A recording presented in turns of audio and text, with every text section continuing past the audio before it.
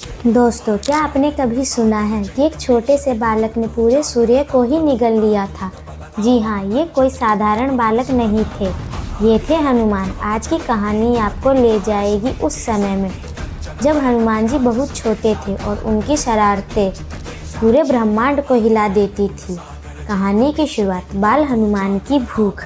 एक सुबह की बात है। आसमान में लाल लाल चमकता हुआ सूर्य देव उग रहा था। छोटे हनुमान जी खेल रहे थे, तभी उनकी नज़र सूरज पर पड़ी। उन्हें लगा, वाह कितना सुंदर लाल फल है। और फिर क्या था, भूख लगी थी तो उन्होंने सोचा इसे खा लेते हैं। आसमान की ओर छलांग।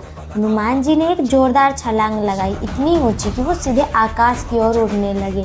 देवता हैरान रह गए, ये क्या हो रहा है। हनुमान जी तेजी से सूरज की ओर बढ़ रहे थे और कोई और उन्हें रोक नहीं पा रहा था। सूर्य देव को निगल लिया। कुछ ही पलों में हनुमान जी सूरज तक पहुंच गए और उन्होंने सूर्य देव को निगल लिया। पूरी दुनिया में अंधेरा छा गया। दिन अचानक रात में बदल गया। धरती पर हाहाकार मच गया।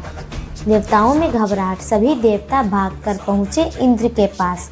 उन्होंने कहा, कुछ करो वरना संसार खत्म हो जाएगा। इंद्रदेव तुरंत अपने वाहन पर बैठे और पहुंचे हनुमान जी के पास। इंद्र का वज्र और हनुमान। इंद्रदेव ने चेतावनी दी, हनुमान सूर्य को वापस छोड़ दो। लेकिन बाल हनुमान तो खेल में मग्न थे। उन्होंने बात नहीं मानी। तब इंद्र ने अपना शक्तिशाली वज्र चलाया जो सीधे हनुमान जी की थोड़ी हनु पर लगा।